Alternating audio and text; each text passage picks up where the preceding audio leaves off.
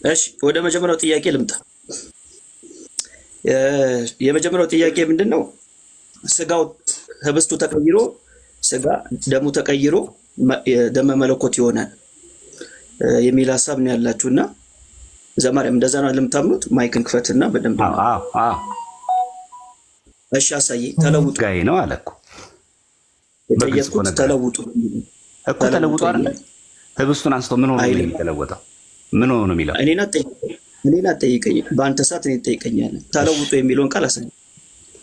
ለምን አሳይሃለሁ? ይኸው በግልጽ ነግሯል እኮ እዚህ 26 ላይ በግልጽ አንስቷል እኮ ይሄን። ጥያቄው የኔ ነው። ስለዚህ በጠየቁት መንገድ ነው የምትመልስልኝ። ነገርኩህ። ተለውጡ የሚለው ቃል አለ። ተለውጡ የሚለው ቃል ስለተለወጠ መሰለኝ ህብስቱን ጽዋ ያለው በቃ ይሰድናል። የለም ሁለተኛው ደሙ መለኮት የተዋህደው ነፍስ የሌለው ብላችሁ ነው የምታምኑት አይደል? አዎ እንደዛ ያለ ሐዋርያ ንገረኝ። የጌታ ስጋና ደም ዕዳ አለበት አይልም?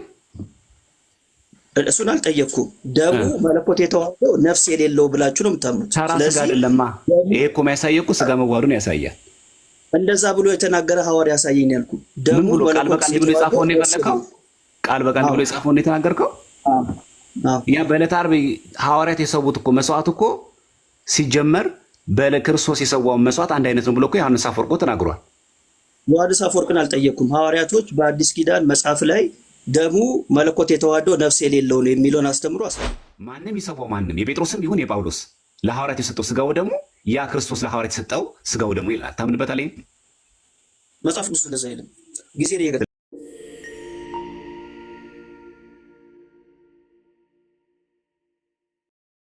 ጌታ እስኪመጣ ድረስ ሞቱን ትናገራላችሁ።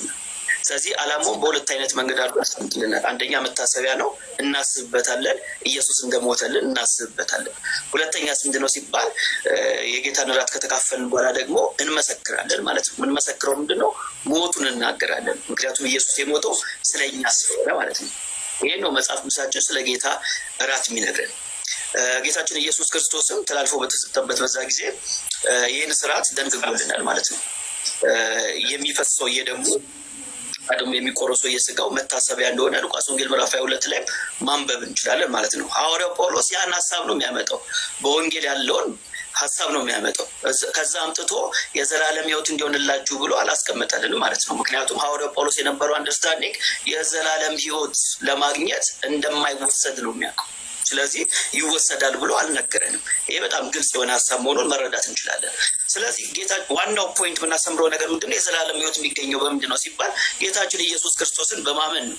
ለምን ከተባለ ኢየሱስ ክርስቶስ ነው ኤፌሶን ምዕራፍ 5 ቁጥር 2 ላይ እንደሚናገረው ክርስቶስም ደግሞ እንደወደዳችሁ ለእግዚአብሔርም የመዓዛ ሽታ የሚሆንን መባንና መስዋዕትን አድርጎ ስለእናንተ ራሱን አሳልፎ እንደሰጠ በፍቅር ተመላለሱ።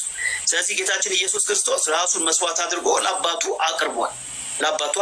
ደሙን አፍስሷል፣ ስጋውን ቆርሷል። ስለዚህ የኃጢአት ስርየት የሚገኘው በዚህ የመስዋዕቱ ስራ ነው እንጂ ለመታሰቢያ በሚደረገው የጌታ እራት ተብሎ በሚጠራው ጉዳይ እንዳልሆነ ግልጽ የሆነ ሐሳብ መሆኑን እንረዳለን ማለት ነው። መስዋዕት ብለን የምንጠራው ምንድነው ከተባለ ጌታችን ኢየሱስ ክርስቶስ መሞቱን የመስቀሉን ስራ ነው መስዋዕት ብለን የምንጠራው። አሁን ባነበብኩት ኤፌሶን ላይ ባለው መልእክት ላይ ግልጽ ነው። ኤፌሶን ምዕራፍ 5 ቁጥር 2 ላይ መስዋዕት የሚለው ምንድነው? ራሱን ስለኛ አሳልፎ መስጠቱን ነው እንጂ የጌታ እራት ወይም ደግሞ ቅዱስ ቁርባን የሚባለውን አይደለም መስዋዕት ብሎ መጽሐፍ ቅዱሳችን የሚጠራው። ስለዚህ ያ መስዋዕት እንዳልሆነ እንገነዘባለን። ስለዚህ መስዋዕት ካልሆነ የጌታ እራት ደህንነት በእሱ እንደማይገኝ ትክክለኛ ማረጋገጫችን ነው። ለምን? ደህንነት ያለው የኃጢአት ስርየት የሚገኘው በደም በኩል ነው፣ በመስዋዕቱ በኩል ነው። የጌታ እራት ደግሞ አንድም ቦታ መስዋዕት ተብሎ አልተጠራም። ሐዋርያው ዮሐንስ በዚህ ጉዳይ ላይ ምንድን የተናገረው ስንል አንደኛ ዮሐንስ መልእክት ምዕራፍ 4 ቁጥር 10 ላይ ፍቅርም እንደዚህ ነው እግዚአብሔር እርሱ ራሱ እንደወደደን ስለ ኃጢአታችንም ማስተሰሪያ የሆን ዘንድ ልጁን እንደላከ እንጂ እኛ እግዚአብሔር እንደወደደ ነው አይደለም ይለናል። ስለዚህ ለኃጢአታችን ማስተሰሪያ ምንድነው ሲባል ልጁ እንደላከ ነው። ልጁ ደግሞ ምን ያደረገ? ስለኛ ራሱን አሳልፎ መስቀል ላይ ወጣ ማለት ነው። ስለዚህ ደህንነት ያለው የኃጢአት ስርየት ያለው በዚህ በኩል ነው እንጂ ሐዋርያው ዮሐንስ በጌታ እራት በኩል በቅዱስ ቁርባን በኩል የኃጢአት ስርየት ወይም ደግሞ የዘላለም ሕይወት ታገኛላችሁ ብሎ ስላልነገረ እኛም አንናገርም። ትልቁም ደግሞ ይባል ሐዋርያ ጳውሎስ በዚህ በኩል የጌታ እራት በመውሰድ የዘላለም ሕይወት ታገኛላችሁ ብሎ ስላልተናገረ እኛም አንናገርም። ስለዚህ መጽሐፉ የሚለውን ብቻ እንናገራለን ማለት ነው።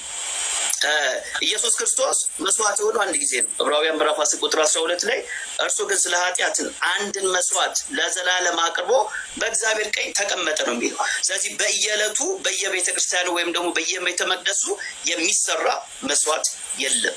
ሐዋርያቶች እንደዚህ ብሎ አላስተማሩ። በየቤተ መቅደሳችሁ ወይም ደግሞ በምትሰበሰቡበት ቦታ ላይ መስዋዕት እያዘጋጃችሁ አቅርቡ የሚል ሀሳብ አንዱም ሐዋርያ አልተናገረም ማለት ነው። በኦርቶዶክስ ቤተክርስቲያን ውስጥ ግን የምናየው ነገር ምንድን ነው? ኢየሱስን ወይም ደግሞ የጌታ ቅዱስ ቁርባን የሚባለው ሲያቀርቡት ገና ሕፃን ልጅ አድርጎ ነው የሚያቀርቡት። ለምሳሌ ገድለ ክርስቶስ ሳምራ ላይ በግልጽ የተቀመጠው ነገር ምንድን ነው? ካህኑ ህብስቱን ታቦቱ ላይ ያስቀምጣል። ያ ህብስት ሕፃን ልጅ ይሆናል።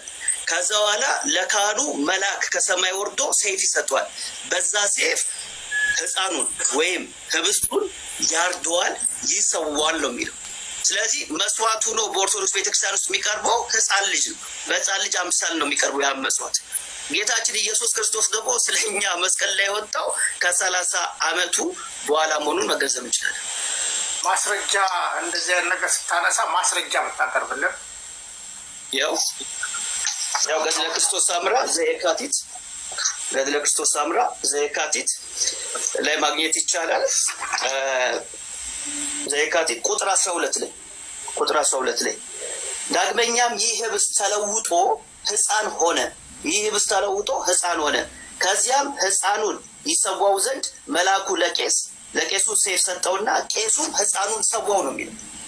ቄሱ ሕፃኑን ሰዋው የሚለው ቃል ደግሞ ምንን ያሳያል ከተባለ ቁጥር 22 ላይ የመላእክት አለቃ ቅዱስ ሚካኤልም ቀድሞ ቄሱ እንደ በግ ሲያርደው ሲያወራርደው ወይም ሲሰዋው ተመልክተሻል ይላታል ለክርስቶስ ሳምራ። ስለዚህ ቄሱ ምንድን ያደረገው ሲባል ህብስቱ ተቀይሮ ሕፃን ልጅ ይሆናል። ያን ሕፃን ልጅ ደግሞ መልአኩ ይመጣና ለቄሱ ምን ይሰጧል? ሰይፍ ይሰጧል። በዛ ሰይፍ ሕፃኑን ያርዷል ይላል። ኢየሱስ ክርስቶስ ለእኛ ራሱን አሳልፎ የሰጠው ቢያንስ ከ30 ዓመቱ ነው። ምክንያቱም ሉቃስ ላይ እንደምናነበው ሲያስተምር ኢየሱስ ክርስቶስ 30 ዓመቱ ነበር ይለናል።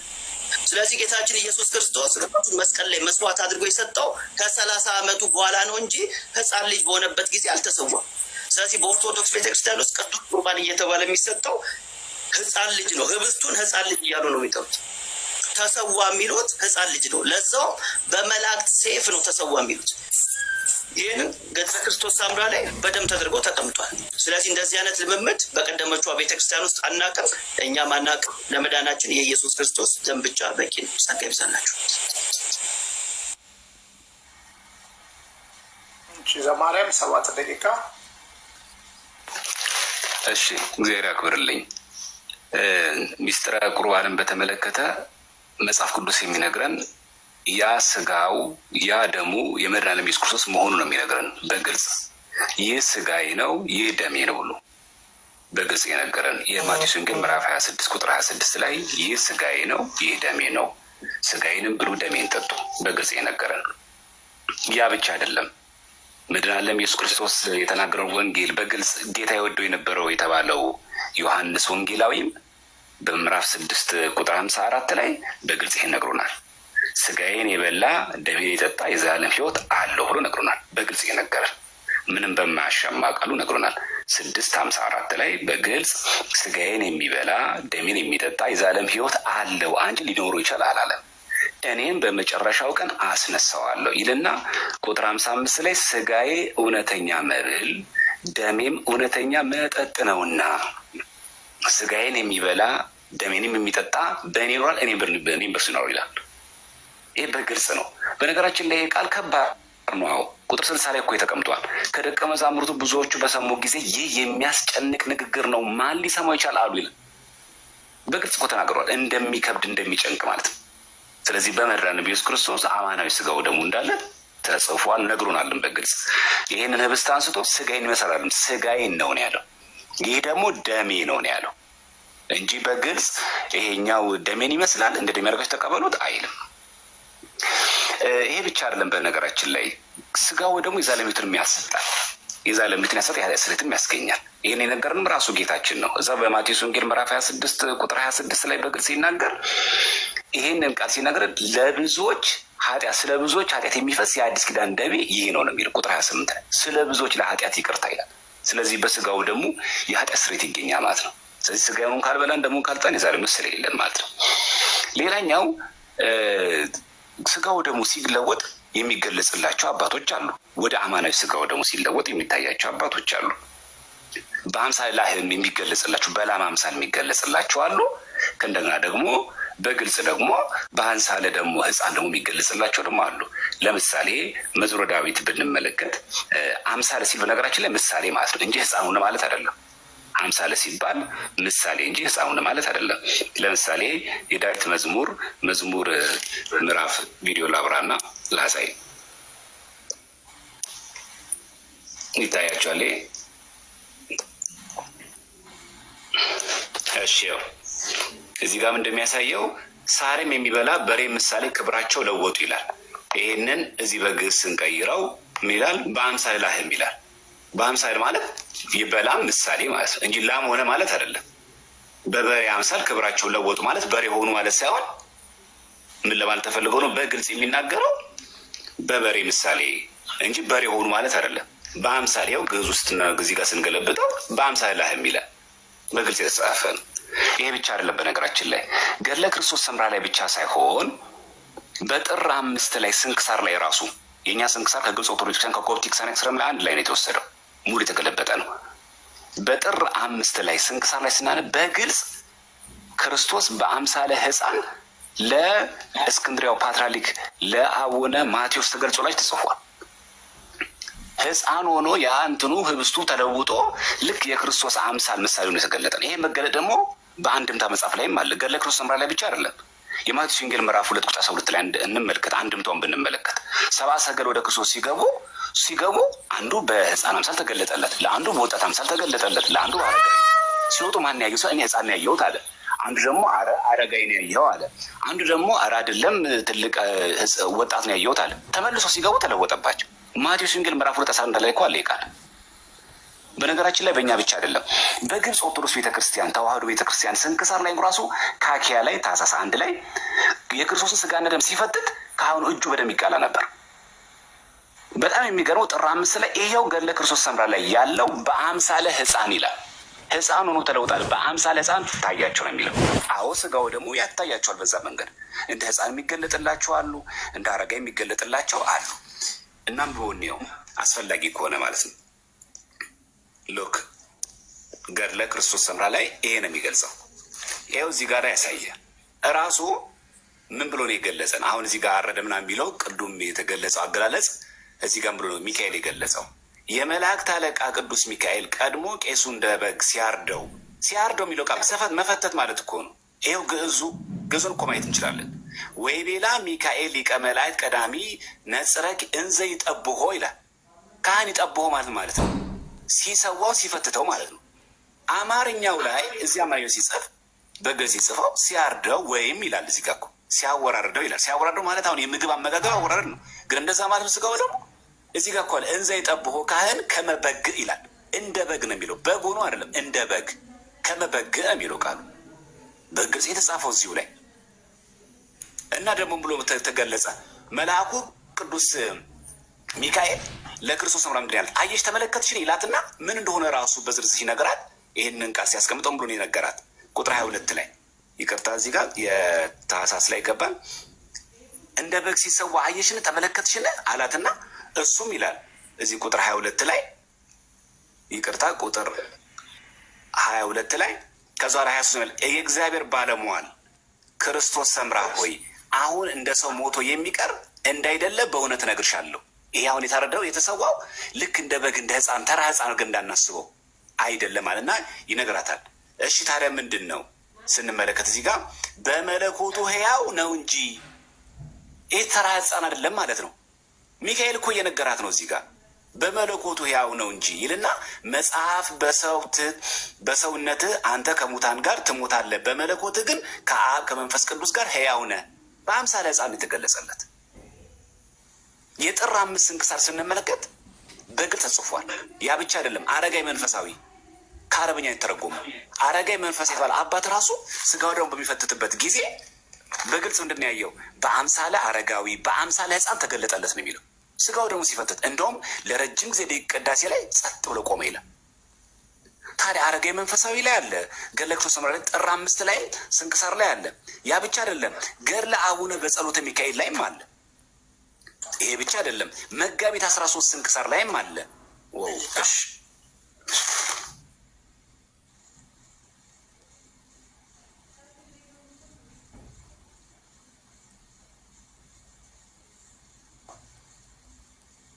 እሺ እሺ በድጋሚ የጌታ ጸጋና ሰላም ይብዛላችሁ። እንግዲህ እንደሰማችሁት ነው። ዘማርያምን በጣም ማመስገን ፈልጋለሁ።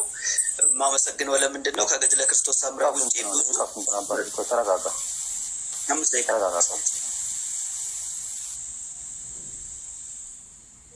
ኔትወርክ ቀይ ያበራ ነው። ለዛ ነው ወደ ወይም ሌላ ያሳይ።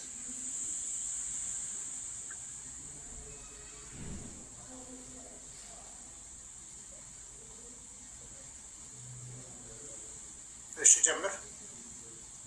እሺ ዲያቆን ዘማርያምን ማመስገን ፈልጋለሁ። ለምንድን ነው የምታመሰግነው ካላችሁኝ ከገድለ ክርስቶስ ሰምራ ውጪ ብዙ ገድላቶችንና አንድምታውንም ጠቁሞናል ማለት ነው። ሲጠቁመን ግን ቅድም እንዳልኩት ነው። ይህ መጽሐፍ ቅዱሳዊ ልምምድ እንዳላቸው ነው ያሳየን። በተጨማሪ ይህ መጽሐፍ ቅዱሳዊ ልምምድ እንዳላቸው ነው ያሳየን ማለት ነው። ቅድም የተናገርኩት ነገር ከመጽሐፍ ቅዱስ አንጻር የቀደመችዋ ቤተክርስቲያን በሐዋርያ ዘመን የነበረችው እንደዚያን ልምምድ የላትም ነው ያልኩት። እሱ አላት ብሎ ነበር ማሳየት ነበረበት። ግን በቃ አንዴ በእርግብ አምሳል፣ አንዴ በሕፃን አምሳል፣ አንዴ በአዛውንት፣ አንዴ በወጣት አምሳል ይገለጣል አለን። እሱን እኮ ነው እያልኩ ያለሁት። ይህ መጽሐፍ ቅዱሳዊ ልምምድ ነው። በተለይ ከቅዱስ ቁርባኑ ጋር በተገናኘ ሕፃን ሆኖ ከዛ ይሰዋል የሚለው ጀምሮ በሐዋርያቶች ዘንድ የማናገኘው ሐዋርያቶች ያልናገሩት ትምህርት ነው። ከመስዋዕቱ ጋር በተገናኘ ከመታረዱ ጋር በተገናኘ መፈተት ነው አለ። ኦኬ ይሁን፣ ችግር የለውም ከቃሉ ጋር። እንደዚህ አይነት ነገር ብሎናል ወይ ነው? ሐዋርያቶቹ በጭራሽ አላሉንም። ሞት ሊያስቀምጣችሁ በሴፍ እንዲያድርጉት የሚል አስተምሮ የለም። ስለዚህ ዘማርያም እነዚህን ሁሉ መጽሐፍ ስለጠቀስክለን የአዋልድ መጽሐፍቶቿ ቤተክርስቲያን ውስጥ ያሉት የአዋልድ መጽሐፍቶቿ ምን ያህል ከመጽሐፍ ቅዱስ የራቁ መሆኑ ማሳያ ናቸው ብሏል።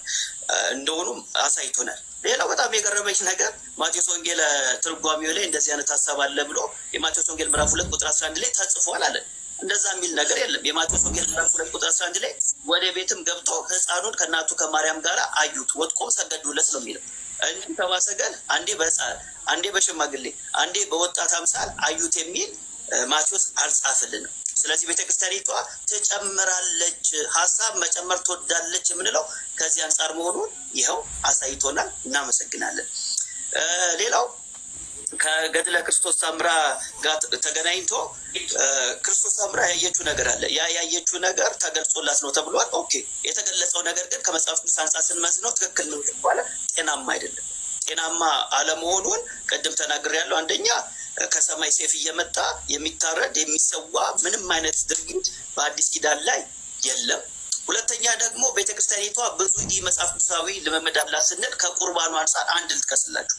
ገድለ ገብረ መንፈስ ቅዱስ ላይ ገድለ ገብረ መንፈስ ቅዱስ ላይ ክፍል 5 ምዕራፍ 17 ላይ ምን የሚል ሀሳብ እናገኛለን መሰላችሁ? የአባታችን ነገር በሰማው ጊዜ ፈራው፣ ደነገጥኩ። የፊጥኝ ያሰሩት የዚያን ቄስ በድሉ ምንድን ነው? አንድ ቄስ የፊጥኝ አስረው ይገርፉታል ማለት ነው። ምንድን ነው ብዬ አባታችንን ጠየቅኩት። ዳግመኛም ከቅዳሴ በኋላ እንደሚፈታ ተፈቶም ከቤተ ክርስቲያን እንደሚወጣ ከሰው ጋር እንደሚቀላቀል ነገረኝ። እኔም አባታችን ካህናት በበደላቸው ሁል ጊዜ ይታሰራሉን? ካህናት ከበደሉ ይታሰራሉን አልኩት። አባታችንም በእግዚአብሔር ዘንድ የለም ሳይገባቸው የክርስቶስን ቅዱስ ሥጋውን የዳሰሱትን ተመልከቱ፣ የክርስቶስን ቅዱስ ሥጋውን የዳሰሱትን ሰውነታቸውን ያላነጹትን ሃይማኖት የሌላቸውን መላእክት አምዱ ጋራ የፊጥኝ የግርግሪት ቅዳሴ እስኪፈጸም ድረስ ያስሯቸዋል። የሚገባውን ይገባል፣ መንፈስ ቅዱስ ከመስዋዕት አይርቅምና አለ። ስለዚህ ካህናቶች የክርስቶስ ሥጋና ደም ወይም ቅዱስ ቁርባን በማይገባ መንገድ ከነኩት ከዳሰሱት መላእክት ይመጣና አምድ ላይ አስሮ እንግዲህ ያስቀምጣቸዋል ቅዳሴ እስከሚያልቅ ድረስ ይለናል ገድለ ገብረ መንፈስ ቅዱስ። እንደዚህ አይነት ልምምድ ሐዋርያቶች ዘመን ነበር ወይ ጎበዝ? የለም እኮ አይተናናቅም። ፕሩፍ እናድርጉ እስቲ። ይሄ እውነተኛ ከሆነ ገድሉ እስቲ አሁን በኦርቶዶክስ ቤተክርስቲያን ውስጥ ያሉ ካህናቶች ሳይገባ የክርስቶስን ስጋን ሲነኩ መላእክት መጥቶ ያስራቸዋል ወይ? ምሰሶ ጋር በአስሯቸው ቅዳሴ እስከሚያልቅ ድረስ ያስቀምጣቸዋል ቢባል አያስቀምጣቸው። የምናየው እኮ ሀቅ ነው፣ እውነት ነው።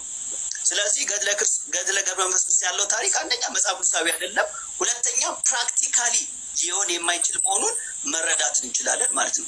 ስለዚህ በእነዚህ ጉዳዮች የኢትዮጵያ ኦርቶዶክስ ቤተክርስቲያን ውስጥ የሚደረገው የቅዱስ ቁርባን ስርዓት ከመጽሐፍ ቅዱስም ብቻ ሳይሆን ሎጂካሊም ብዙ የማያስኬድ ሀሳቦች አሏቸው ለማለት እንደፍራለን። ግን ምንድነው ዋናው መፍትሄ ከተባለ ወደ ልጁ ወደ ኢየሱስ ክርስቶስ ሰው ቢመጣ መስዋዕቱን አሁንም ያነጻል። የልጁ የኢየሱስ ክርስቶስ ደም ከኃጢአት ሁሉ ያነጻናል ተብሎ ተጻፈ እንጂ በቅዱስ ቁርባን ከኃጢአት መንጻት አለ የሚል አንድም ሐዋርያ አልተናገረም። አመሰግናለሁ። ጸጋ ይብዛላችሁ።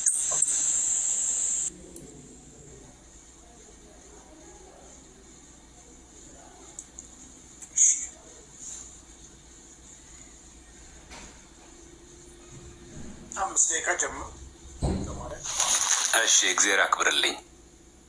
የጠቀስናቸው ሙሉ መጽሐፍቶች በኢትዮጵያ ኦርቶዶክስ ተዋሕዶ ቤተክርስቲያን የተጻፉት ብቻ ነው የጠቀስነው። ሲጀምር የጠቀስነው የግብፅ ኦርቶዶክስ ቤተክርስቲያን ስንክሳር ላይ ያሉት ጭምር የጠቀስነው። ይሄንን ከፍቶ ማየት ይቻላል አስፈላጊ ከሆነ ማለት ነው። ይሄ አንድምታ መጽሐፍቶች ላይ የሚገልጸው በአምሳለ ሕፃን፣ በአምሳለ አረጋዊ፣ በአምሳለ ደግሞ ወሬዛ በወጣት አምሳል ይገለጽላቸዋል። በህፃን አምሳልም የተገለጸለት አለ። ምንም ችግር የለውም። ይሄ ደግሞ መገለጦች በመጽሐፍ ቅዱስ በብዙ መንገድ አለ። ለምሳሌ የታረደው በግ ሆኖ እኮ ተገልጿል። ራእይ ዮሐንስ ላይ ተጽፏል። ይሄ እኮ የታረደው በግ ይለዋል እኮ ክርስቶስን ራእይ 5:12 ላይ። ያ የታረደው በግ ማነው? ኢየሱስ ክርስቶስ ነው። ግን የታረደው መቼ ነበረ? በዕለተ ዓርብ ነበር። ግን ራእይ ዮሐንስ ራእዩን ሲጽፍ የታረደው በግ ብሎ ተመልክቶታል በራእዩ። ስለዚህ የታረደው በግ ሲባል በእውነት በቁሙ በግ ማለት ነው አይደለም። ኢቭን ደግሞ የካቲት 25 ላይ ራሱ የግብፅ ኦርቶዶክስ ስንክሳር ብንመለከት በአምሳለ በግ ይላል። በበግ አምሳል ሲቀድስም በቅዳሴ ጊዜ በበግ አምሳል ተገለጠለት ይላል። ጻፉ ላይ እኮ ነው የሚገለጽለት። ለምን በዚህ መንገድ ተገለጠለት የሚል የሚከለክል ነገር ምን መጣ? ሲጀመር ምን ነው ክልከላው? ገድለ ክርስቶስ ሰምራ ላይ ብቻ የተገደበ ቢሆን ኖሮ ዌልካም። አንዴ ሁለተኛ ገድለ ገብረ መንፈስ ቅዱስ ላይ ያነሳው፣ አዎ በተለያየ መንገድ እኮ መታሰር ሲባል በቁም መታሰር ነው እንዲህ ሲጀመር። እንዲህ በኃጢአት የሚታሰሩ አሉ፣ በበደል የአዲስ ኪዳን ላይ እኮ ነው ያለ ነው። አሁን መቅሰቱ ብዙ መንገድ ሊሆን ይችላል። ቁጣው ምን መንገድ ሊገለጽ ይችላል። የግድ ገድለ ገብረ መንፈስ ቅዱስ እንደተገለጸው በዛ መንገድ በቁሙ ላይ ይገለጽ ይችላል እንዴ? ለምን መንፈስ ቅዱስን ዋሸሽ ተብሎ እኮ እነ ሰጲራና እኮ እና ሐና እኮ ሞተዋል። ዛሬ ያን የዋሸ ሰው ቤተ መቅደስ ሲገባ ዝም ያለ እግዚአብሔር አምላክ ኃይል ስለሌለው መዋሸት ጥሩ ስለሆነ አይደለም። እናንተ ጋር ዋሽቶ የሚገባ ሰው ይቀሰፋል እንዴ? አይቀሰፍም እኮ። ግን ጌታ ስለማይሰራ ነው ወይስ ሁሉም የመጣ ፕሮቴስታንት ሁሉ ትክክልና ቅዱስ ነበር? ስለዚህ ይሄ ዘመን ለምንድን ነው ያልሆነው? በዛ ዘመን ለምን አይቀስፍም? አሁኑ ጊዜ ታላቅ ቅዳሴ ለምን እንደዚህ አይሆንም? እስራት በብዙ አይነት ይተረጎማል። ኢቨን ሳይፍ ጭምር ማለት ነው። ለምሳሌ በዚህ በራእይ ዮሐንስ ላይ ምዕራፍ 2 ቁጥር 16 ላይ ከአፌ የሚወጣ ቃል እወጋቸዋለሁ ይላል። ከአፌ የሚወጣ ሰይፍ እወጋቸዋለሁ። ከአፌ የሚወጣ ሰይፍ ያለው ምኑን ነው? ስልጣኑን ነው። በስልጣን ያጠፋቸዋለሁ ማለቱ ነው። ስለዚህ ሰይፍ ሲባል በቁሙ ሰይፍ ላይሆን ይችላል። እኔ ለዓለም ሰላምን መምጣት የመጣው አይምሰላችሁ ሰይፍን እንጂ ይላል። ይሄ ማለት ሊያጠፋቸው ፈልጎ አይደለም። ስለዚህ ሲፈትተው እጁ በደም የተቀላ አባት እንዳለ ኢቭን ደግሞ በጴጥሮስ የተባለ በጋዛ የነበረ አንድ አባት ይሄ ተገልጾለት የታየበት አለ። በግብፅ ኦርቶዶክስ ስንክሳርም እኮ አለ። እንመልከተው እስቲ። ይሄ ውሸት ከሆነ እኛ የምንገልጸው እንየው።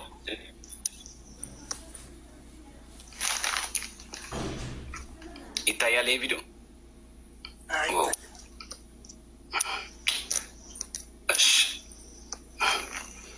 እሺ እንመልከት። ህብስቱን በሚፈትቱበት ጊዜ ሶስቱንም የመክፈቻ ምስጋናዎች አንብቦ ጽዋውን ሲባርከው እንደ ፍም የጋለ ሆኖ ጽዋውን ያገኘው ይላል። ተመልከቱ እዚህ ጋር ይሄንን ልክ ሲከፍተው ጽዋውን ሲከፍተው ምን ሆኖ ይታየዋል? እንደ ጽዋውን ሲከፍተው ገና እንደ ጋለ ጽዋ ሆኖ ይታየዋል ይላል። ግሎ ማለት ነው። ከዛ ይሄ ብቻ አይደለም። በነገራችን ላይ በጋዛ የነበረ የጋዛ ኤጲስቆጶስ ጴጥሮስ አለ። ኢትዮጵያ አይደለም እኮ ይሄ። ሴንት ፔተር ባይሾፕ ኦፍ ጋዛ የተባለ አባት ሲቀድስ ምን አለ? እንዲህ ይለናል። በቅዳሴ ጊዜ ያጋጠመውን ነገር የቁርባን ቅዳሴ በሚቀድስበት ጊዜ ይላል ህብስቱን ሲፈትት ፀሐይሉ እስቲመላ ድረስ ብዙ ደም እስከሚፈስ ተናገር ይላል። ብዙ ደም። ይኸው እዚህ ጋር ይላል he celebrated his first liturgy blood flowed from the holy body and filled the batten ይላል። ፓተን ማለት ጻሕሉ ማለት ነው። ስንክሳር ላይ ይሄ በግብጾች ከስንክሳርም በእኛም ስንክሳርም ያለ ነው። ሲፈተት ምን ሆነ? መላ ሰውነቱ በደም ተቀለ እንትኑ እሱ እንዳለ በጽዋው በደም ተፈሰሰ እንዳለ የክርስቶስ ደም ምሳሌ ሆኖ ማለት።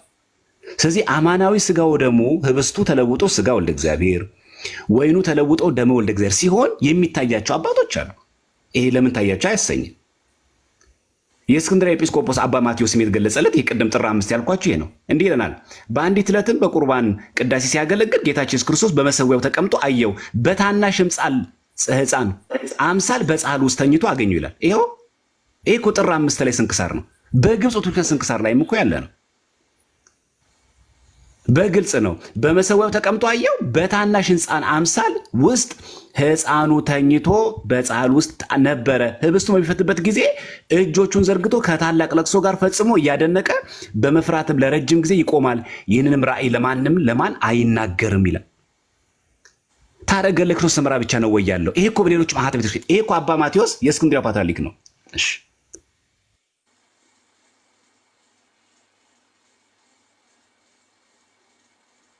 አስር ደቂቃ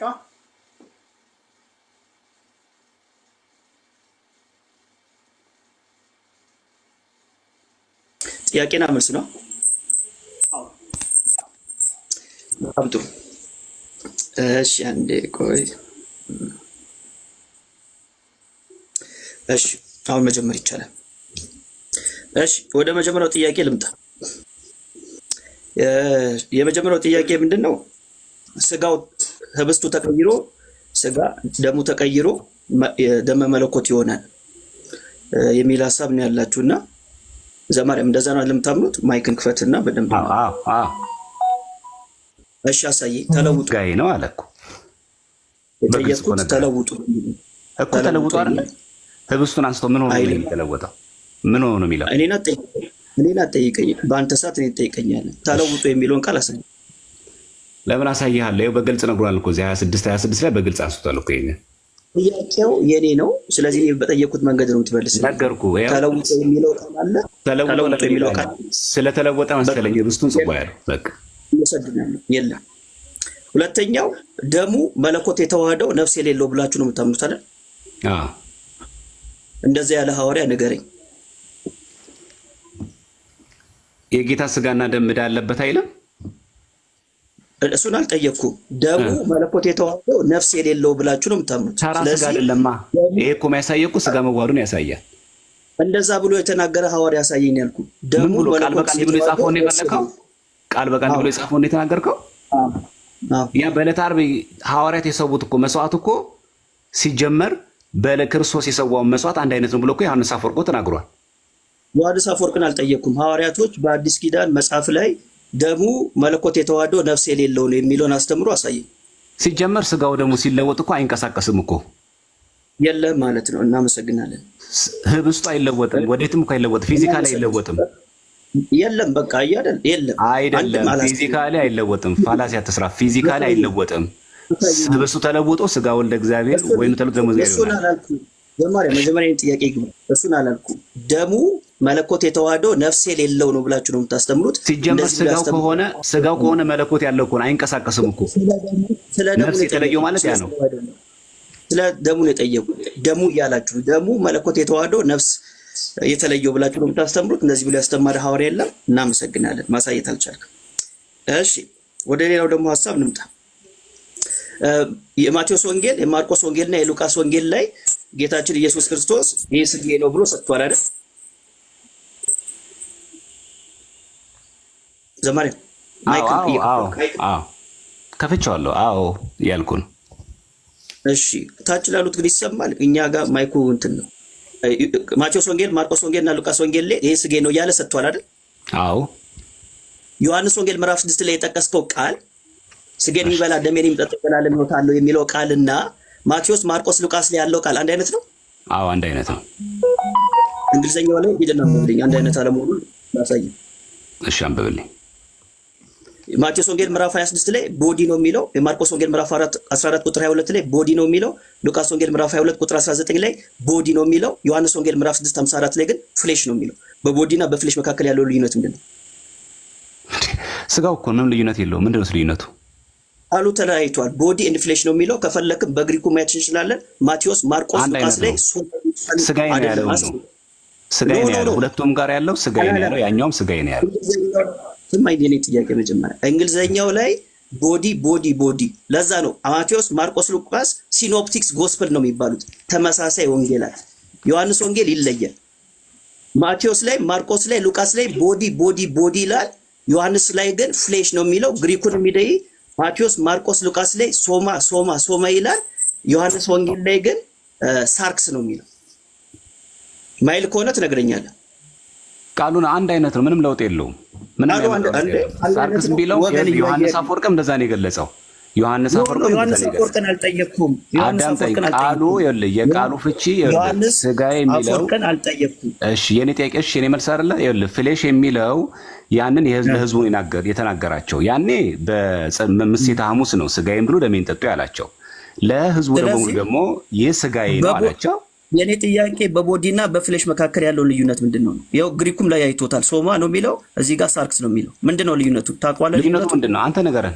እኔ ልዩነት የለውም እያልኩ እኮ። የኔ ጥያቄ ሰዓት ነው ወዳጄ። ማታቆቆን አልፎ እኔ ልዩነት የለውም እንዳለው አሳይቻለሁ። አመሰግናለሁ። እሺ ወደ ሌላው ጥያቄ ደግሞ እንሂድ። እስካሁን አንዱም አልተመለሰም። እናመሰግናለን። ሌላኛው ጥያቄ ደግሞ አትናቴዎስ ላይ እሺ ቪዲዮ ይታየም እንዴ? አትናቴዎስ ላይ ስጋዬን የበሉትን ደሜን የጠጡትን አባት ሆይ ማራቸው ይቅር በላቸው በል ይላል። ስለዚህ ደሙ ይለምናል። አሁንም አይለምንም። ማራቸው ይቅር በላቸው ምን ማለት ነው? በስጋው ደሙ ምክንያት ማራቸው ስጋው ደሙ ስንቀበል የኃጢአት ስርየት ስለምናገኝ እና ደሙ አይደል የማራቸው ተማህጽኖ ይባላል። ተማህጽኖ ይባላል። ተማጽኖ ምን ማለት ነው? ተማጽኖ ማለት ለምሳሌ በስጋው ደሙ በጥምቀቱ ስለ ጥምቀት ብለን ማረን እንላለን። ስለ ልጅ ብለን በእንተ ፍቁሩ ልከ ይላል። አዎ ተማጽኖ ይባላል። ይሄ ምልጃ ሳይሆን ተማጽኖ ማለት አቤት አንተ ነህ እንደዛ የምትለው አንተ ስለ ልጅ ብለህ ይቅር በለኝ ትላለህ። ሰዓታት ላይ በሰዓታት ጸሎት ላይም በእንተስ ፍቁሩ ልከ እሺ ጥያቄ ሰጣለህ። አይ ቃሉ እንዳለ እየነገርኩ ነው። ሰዓታት ላይ ሰው ነው የገባው። ቃሉ እንዳለ እየነገርኩ ነው። ቃሉ አለ። ቅዳሴ አትናቴዎስ ላይ የሚለው ምንድነው? ደሜን የጠጡትን አባት ወይ ማራቸው ይቅር በላቸው በል ነው የሚለው። ባዩ ማን ነው? ደሙ ነው። ባዩ አይደለም፣ እንደዛ አይደለም። በስመ ሀዳሪ ነው የሚነገረው እኮ። ያ ስጋው ደሙ ያፈሰሰው ማን? ክርስቶስ እኮ ነው። ስጋዬን የበላ ደሜን የጠጣውን ማር ነው የሚለው። ካህኑ እኮ የሚለው ካህኑ ነው እንደዛ የሚለው። ስጋዬን የበሉትን ደሜን የጠጡትን አባት ወይ ማራቸው ይቅር በላቸው የሚለው ካህኑ ነው። እሺ ካህኑ ክርስቶስን ተገብቶ ነው የሚለምነው እኮ። ይኸውልህ ካህኑ ክርስቶስን ተገብቶ ነው። ያ ማለት ስጋው ደሙን የተቀበሉ ክርስቲያኖች ሁሉ ይማራሉ፣ ይድናሉ እኮ። ወደ ሌላው ጥያቄ። እሺ ከመቁረባችን በፊት ለካህን እናዘዛለን? አቤት ከመቁረባችን በፊት ለካህን እናዘዛለን ወይ? አዎ። ለምንድን ነው የምንናዘዘው? የኃጢአት ስርየት መጀመሪያ ሚስጥረ ንስሐ መፈጸም ስላለበት ሳይገባው ስለሚል ሳይገባው ስለዚህ አንድ ተቀበል ስለሚል። እሺ አንድ ሰው ለካህን ከተናዘዘ በኋላ የኃጢአት ስርየት ያገኛል ወይስ ያገኛል? ያገኛል። ስለዚህ ካገኘ ለምንድን ነው ስጋና ደሙ የሚቀበል? በስጋው ደሙ ከኃጢአት ስርየት ብቻ ለምናገኘው እኔ ጠየቅኩ። ለካህን ተናዘን የቀረውን ኃጢአት በስጋው ደሙ ነው የሚሰራየው። የቀረ ኃጢአት አለ ለካህን ስትናዘዝ የማይሰራይ? የረሳነው ኃጢአት እኛ ሊያሰብነው እኛ ተናግረን ተናዘን ያልጨረስነው ኃጢአት በስጋው ደሙ ይሰራያል። ይሄ ደግሞ ውሸት መሆኑን ገድለ ገብረ መንፈስ ቅዱስ ላይ ላንበብላችሁ። ክፍል 5 ምዕራፍ 17 ላይ ቁጥር 20 ላይ ብፁዓዊ አባታችን እንዲህ ብሏል። ኃጢአትን ሰርቶ ለካህን ያልተናገረ ሰው ኃጢ ይባላል። ራሱን ለካህን ያጋለጠ ኃጢአቱን ለካህን የተናገረ ግን ወዲያውኑ እንዳልበደለ ንጹህ ይሆናል። ምን አልተጋጨም ከኔ ጋር እኮ አንድ አይነት እኮ ነው አልኩ እኮ። የተናዘዘ ሰው የኃጢአት ስርየት ያገኛል። ስንናዘዝ ግን የምንረሳው ኃጢአት አለ። ንጹህ ይሆናል እኮ ማለት ነው። ንጹህ ይሆናል ማለት ንጹህ ያገኛል እኮ ነው። በቃ ቴንክ ዩ እኮ ኃጢአት ስርየት አገኘ ማለት ነው። ለካ እኮ የረሳውን ኃጢአት ደግሞ በስጋው ደግሞ ስርየት ያገኛል። ሌላው ሳይናዘዝ የረሳው ማለት እሺ፣ አይልማ አንተ ነው የምትጨምረው። እሺ፣ ሌላው የጌታ እራት ወይም ቅዱስ ቁርባን መስዋዕት ነው። አዎ መስዋዕት ነው። ከመጽሐፍ ቅዱስ ንገረኝ መስዋዕት ብሎ የተናገረ ሐዋርያ ምን ጥያቄ ያለው? ይሄ እኮ የብሉይ ኪዳን እኮ መስዋዕት እኮ ምሳሌ መሆን እኮ ራሱ ሐዋርያ እኮ ተናግሯል እኮ። የታረደው በግ ሲል እኮ በአዲስ ኪዳን መስዋዕት ብሎ የጠራው ሐዋርያ ምሳሌው እኮ ነው። ይኸውልህ ምሳሌው ሲጀመር በዘጸአት ላይ 29 ይኸውልህ ተመልክ ራእይ 5:12 ላይ ያለው የታረደው በግ የሚለው ዘጸአት 29:26 ላይ ካለው የታረደው በግ ጋር አንድ አይነት ነው። ያ ማለት ዘጸአት 29:26 ላይ የቀረበው መስዋዕት ነው እኮ። መስዋዕት ይላል አንበብልን። መስዋዕት ይላል የታረደው በግ የሚል እንዴ? በጉ እኮ መስዋዕት ነው እኮ የቀረበው የለም ማለት ነው። እኔ የጠየቁ ስለ ቁርባን ነው። እዛ ራዕይ ዮሐንስ ላይ በሰማይ ቁርባን አለ እያልከን ነው። ሌላ ስህተት አይደለም። የታረደው በግ ይኸውልህ መስዋዕት ማለት እኮ ስጦታ ማለት የሚሰጥ እኮ ነው። ለእግዚአብሔር የሚቀርብ መስዋዕት ነው። ኢየሱስ ቆርቧል። ኢየሱስ ቆርቧል። ምን ማለት ነው ቆርቧል ማለት? ኢየሱስ ቆርቧል። ስጋና ደግሞ ሲሰጥ ተወስዷል። ስጋውን አልቆረበም። የማቴዎስ ወንጌል አንድምታ ገጽ 277 ላይ ግን እንደቆረበ ይናገራል። እስቲ አንብበው። እሺ ደቂቃ ትሰጡኛላችሁ? ባነበው ደስ ይለኛል። ካልሆነ እሺ ዘማርያም ይሰጠው። ማጠቃለያው ላይ እዛው ላይ ይቀጥለዋል እንዳይበጨራረቅ። እሺ የመጀመሪያው ጥያቄ የምናደርገው እዚህ አንደኛ ቆሮንቶስ ላይ ምዕራፍ 10 ቁጥር 16 ላይ ያለውን ቃል ነው። 10:16 ላይ በግልጽ ይሄንን ጽዋውና ይሄንን እንጀራውን አንድ እንጀራ ስለሆን እኛ ብዙዎች ስንሆን አንድ ስጋ ነን፣ ሁላችን ያንን አንዱ እንጀራ እንካፈል ይልና በስጋ የሆነውን እስራኤልን ተመልከቱ፣ መስዋዕቱን የሚበሉ የመሰዊያው ማህበርተኞች አይደሉም? ምን ይላል? ስጋውና እንጀራው እንካፈል የሚል የትኛውን ነው? ቁጥር 17 ላይ እንጀራ የሚለው የጌታ እራት ነው። ጥሩ። ምን ብሎ ጠራው? ከስጋ ጋር በምን አነጻጽረው? በስጋ የሆነውን እስራኤል ተመልከቱ መስዋዕቱን የሚበሉ ብሎ የመሰዊያው ማህበርተኞች አይደሉምን ብሎ ከማን ጋር እያነጻጸረው ነው ያለው? የተናገረው ስለ እስራኤላውያን ነው እንጂ እስቲል አይደለም። ቁጥር 18 ተመልከተው። በስጋ የሆነውን እስራኤልን ተመልከቱ ካለ በኋላ መስዋዕቱን የሚበሉ የመሰዊያው ማህበርተኞች አይደሉምን ይላል። ከላይ ብሎ እየተናገረ ነው። ቁጥር 16 ላይ ይኸውልህ የምንባርከው የበረከት ጽዋ ከክርስቶስ ደም ጋር ህብረት ያለው አይደለምን አለ። የበረከት ጽዋውን እሺ የምንቆርሰው እንጀራ ከክርስቶስ ስጋ ጋር ህብረት ያለው አይደለምን አለ። አንድ የምንሆንበት ነው ማለት ነው ካለ በኋላ በስጋ የሆነውን እስራኤልን ተመልከቱ እያለ መስዋዕቱን የሚበሉ የመሰዊያው ማህበርተኞች አይደሉምን እያለ ከምን ጋር አነጻጽሮት ነው? ስለ ብሉይ ኪዳን ያመጣበት ምክንያት ምንድን ነው? ከምን ጋር አነጻጽሮት? ከምን ጋር አገናኘው? ከብሉይ ኪዳን መስዋዕት ጋር ምኑን ያገናኘው? ይሄን የጌታ እራት ከብሉይ ኪዳን መስዋዕት ጋር አነጻጸረው። የጌታ ጽዋውና ብስ እንጀራውን በቃ አለቀ። መስዋዕት ማለት ያ ነው። እሺ ሌላኛው ጥያቄ ሃይማኖተ አበው ዘቅዱስ አትናቴዎስ ላይ አማናዊ ስጋ ወደ መሆን ይለወጣል ይላል። ይሄን ታምንበታለህ? አትናቴዎስን አላምንበትም። መጽሐፍ ቅዱስ ስለማይል አልቀበልም። እኛ መጽሐፍ ቅዱስ ጋር ተስማምተን ብቻ ነው የምንቀበለው። ካልተስማማን በጣም ጥሩ። እሺ ዮሐንስ አፈወርቅ በድርሳኑ የጻፈውን አንድ ነገር ላንሳ። እሺ ዮሐንስ አፈወርቅ ይላል The sacrifice no matter who offers it, be it Peter or Paul ይላል always the same that which Christ gave his disciples and which priest now offer ይላል። ስለዚህ ማንም ይሰዋው ማንም የጴጥሮስም ይሁን የጳውሎስ ለሐዋርያት የሰጠው ስጋው ደግሞ ያ ክርስቶስ ለሐዋርያት የሰጠው ስጋው ደግሞ ይላል። ታምንበታለህ? መጽሐፍ ቅዱስ እንደዛ አይልም። ጊዜ ነው የገጠመው። ስለዚህ ዮሐንስ አፈወርቅ መጽሐፍ የቀድሞ አባቶች ትምህርት አትቀበልም ማለት ነው። በጣም ጥሩ። እሺ ዲያዴኪያ ላይ ካልተቀበልተው ችግር የለም፣ ካልተቀበል ችግር የለም። እሺ እቀበላለሁ ብል እኮ ነበር። ይሄ በርደን ፕሩፍ ለኔ የሚሆነው በጣም ጥሩ። እሺ የሐዋርያት ትምህርት ትቀበላለህ? ወደ የሚቀጥለው ጠይቄ ሄጃለሁ። የሐዋርያት ትምህርት ትቀበላለህ? መጽሐፍ ቅዱስ ላይ ያለው ነው አይደል? ዲያዴኪያ ላይ የጻፉትን ትቀበላለህ? ከመጽሐፍ ቅዱስ ጋር ከተስማማ እቀበላለሁ፣ ካልተስማማ እንደዛ ሳይሆን ዲያዴኪያ የሐዋርያት ትምህርት ላይ የሌለውን ነው ስላልክ ዲያዴኪያ ላይ ሐዋርያት የጻፉትን ትቀበላለህ? አልገባም ማለት ነው። አሁንም የኔ ሀሳብ ከመጽሐፍ ቅዱስ ጋር ከተስማማ ብቻ ነው የምቀበለው። ግልጽ አይደለም ይሄ ንግግር? ገባኝ። ጥሩ ነው።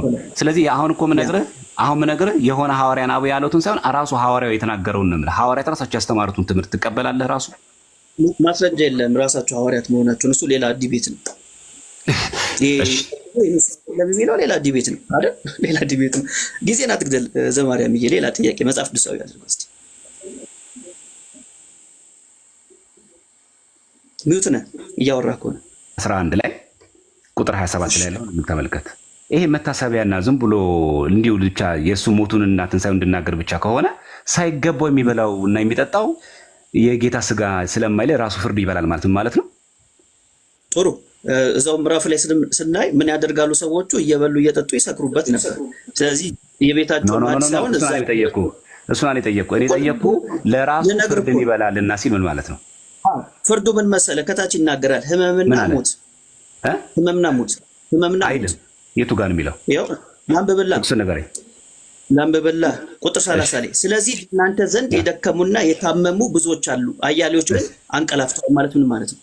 የታመሙና አንቀላፍተዋል። ስለሞቱ ነው የሚናገረው። ይሄን እኮ ደገመው እኮ ይኸውልህ 29 ላይ 30 ከመምጣት በፊት ይኸውልህ 29 ከ30 ከመምጣት በፊት 29 አለ። ሳይገባው የሚበላና የሚጠጣ የጌታን ስጋ ስለማይል ለራሱ ፍርድ ይበላል ብሎ ደገመው እኮ። ሳይገባው ይላል።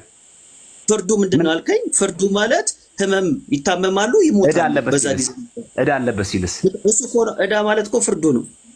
ሌላ ነገር እኮ አይደለም። ዘማሪያም ሁለት ጊዜ ደገሙ። ለዛ ነው። አዎ አጽንኦት ሰጣ። ሌላ ነገር የለውም። ይኸው ካላሳይ የለውም። ጥሩ እሺ። ይህን እንጀራ በበላችሁ ጊዜ፣ ይህን ጽዋ በጠጣችሁ ጊዜ ጌታ እስኪመጣ ሞቱን ትናገራላችሁ ካለ በኋላ እዛው ላይ ቀይሮት ይህንን ሳይገባው ይህን እንጀራ የበላ ወይም የጌታን ጽዋ የጠጣ የጌታ ስጋና ደም አለ። ይህንን እንጀራ ስጋ አለው፣ ጽዋውን ደግሞ ደም አለው። ታምንበታለህ? ይሄን እዚህ ጋር ይሄ ሐሳብ አንደኛ ቆሮንቶስ ምዕራፍ 11 ቅድም ካልኩ ጋር ነው የሚገናኘው ነው። 27 ላይ እኔ ቃሉን ያልኩት እኔ ቃል በቃል ያልኩት። ስለዚህ ሳይገባው ካለ በኋላ ሌሎች ስማኝ አንዴ፣ ጥያቄን በደንብ ስማው። ጥያቄን ተረዳው። ይህን እንጀራ የበላ ወይም የጌታን ጽዋ ካለ በኋላ ሁሉ የጠጣ ሁሉና የጌታ ስጋና ደም አለ። እንጀራ ያለውንና ስጋ ብሎ ጽዋ ያለውን ደግሞ ደም አለው። ትክክል ነው አይደለም? ይሄ ባይለወጥ ነው ቦዲ ነው የሚለው ፍሌሽ አይደለም። ቅድም እንዳልኩ እንጀራው ስጋ ያለው እንጀራ ወደ ተለውጦ ነው አይደለም? ምን ሆኖ ነው? እሺ በግድ አታምጥ። ምን ሆኖ ነው? ወደ መልሱ ሂድ። እንዴት ምን ሆኖ ነው? ምንም አልሆነም እኮ። ምን ሆነ? በግድ እንጀራው ማለት እንጀራው ምንም ሳይሆን ስጋ ሆነ። ቆይ እኮ እንጀራ ምን ሆኖ ነው ስጋ የተባለው? ስጋ ሆነ አይልም። አይ ሰይድ ዛ ጥያቄ ምን ሆኖ ነው? ምን ሆነ? እሺ እኮ ተለወጠ አይልም። ምን ሆነ ይላል? ምንም ሆነ አይልም እኮ። ምን ሆነ? እሺ እንጀራው ምን አለው? እንጀራው ምን አለ? ስጋ አለው አይደለ? የጌታ ጽዋ የጠጣ ሁሉ የጌታ ስጋና ደም ነው። ቁጥር 27 ላይ ነው ያለው አባቴ። ቁጥር 27 ላይ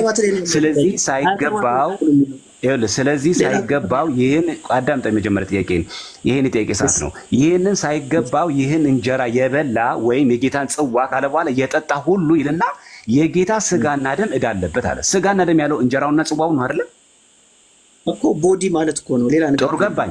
ጥሩ ስለዚህ እንጀራው ስጋ ያለው አይደለ? አታብራራልኝ። ስጠይቅ ታብራራልኛለህ። እንጀራ ያለውን ነው አለ ስጋ ያለው? በጠየቀኝ እንዳብራራ አይደል እንዴ?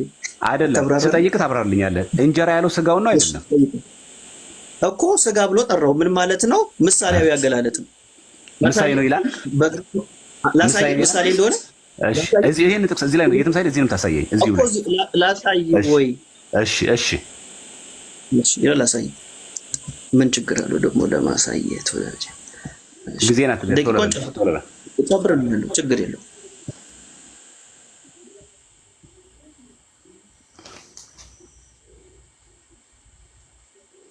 እሺ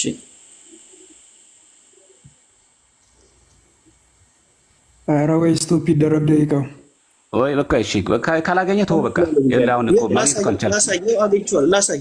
እሺ ጨምርላለሁ። ስንት ደቂቃ ነው ያባከው? ችግር የለም። ይታያችኋል። ትንሽ ከፍ ወይ ማርገኝ። እሺ እኔ አነበዋለሁ። አንተ ንገረኝ ሐሳቡ። እኔ አነብላችኋለሁ። ንገረኝ።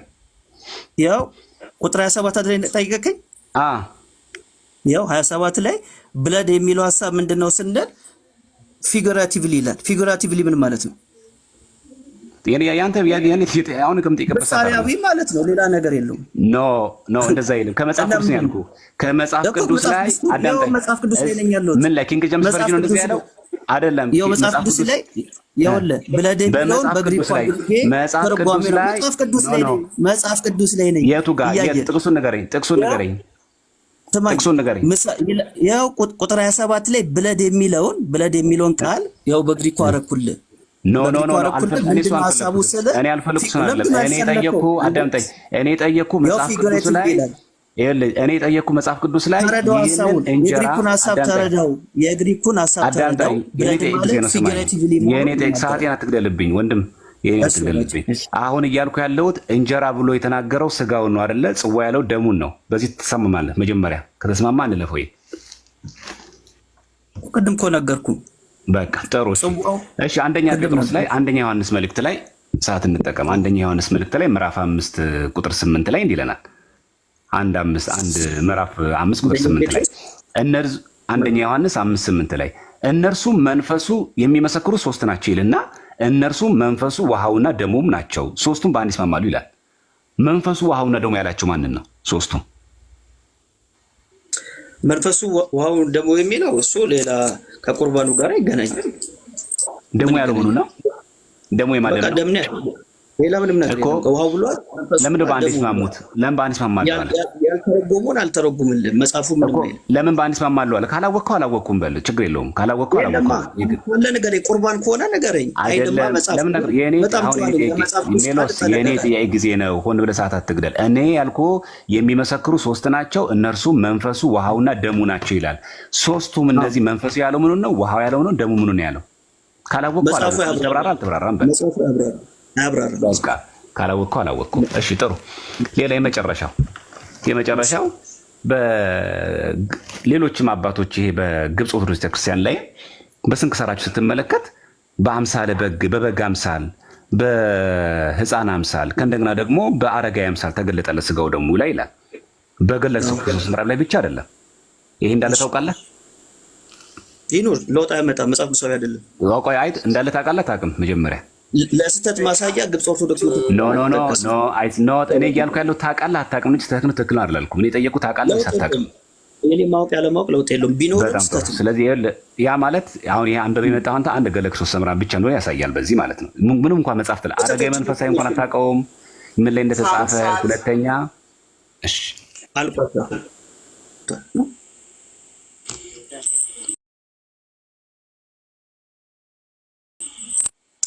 እሺ በድጋሚ የጌታ ጸጋ ሰላም ምሕረት ይብዛላችሁ። እንግዲህ ቅዱስ ቁርባን የሚለው ጽንሰ ሐሳብ በኦርቶዶክስ ቤተክርስቲያን ውስጥ ያለው አስተምሮ መጽሐፍ ቅዱሳዊ ነው የሚለውን ሐሳብ ነበር ያየነው አይደለም። በቃ ያው ምንም ከጠየቅኩት ወደ 5-6 ጥያቄ ለአንዱን ምላሽ ማግኘት አልቻለም። ስለዚህ ትምህርቱ መጽሐፍ ቅዱሳዊ አለመሆኑን መረዳት እንችላለን ማለት ነው።